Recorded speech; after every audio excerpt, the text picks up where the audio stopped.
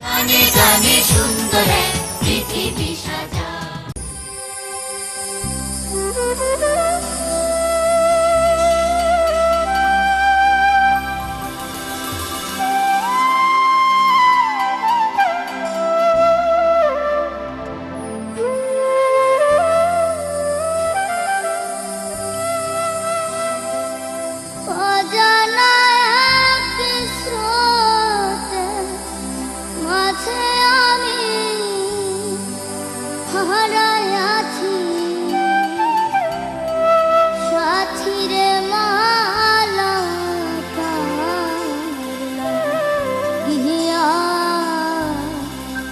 গাছিরে মালা গিয়া গাছি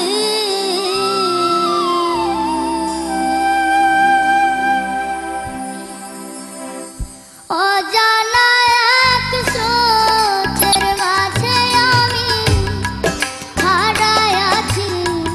গাছিরে মালা গিয়া গাছিরে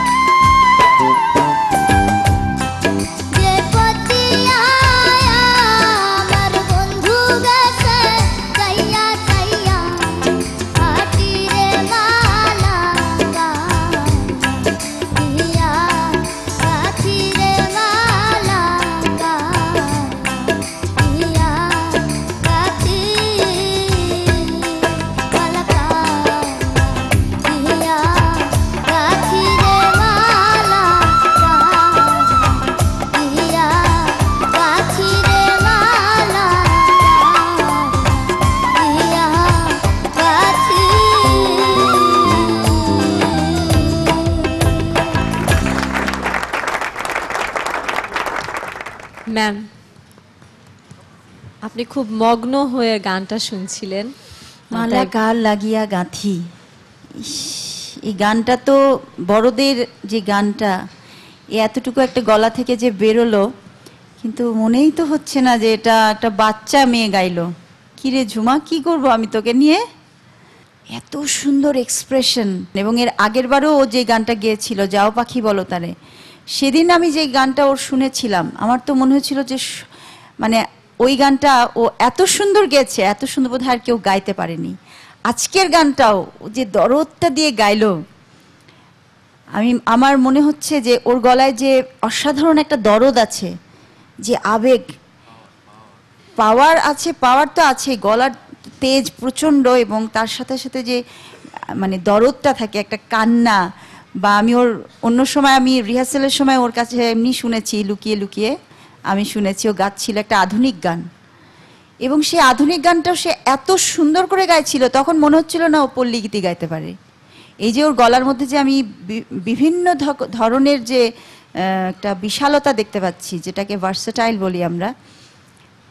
ঝুমা, আমার তো মনটা ভরে গেছে। আমার মনে হয় শ্রোতাদের মন, মানে শ্রোতারা কাঁদবে এই গানটা শুনে, ঝুমার এই গান শুনে।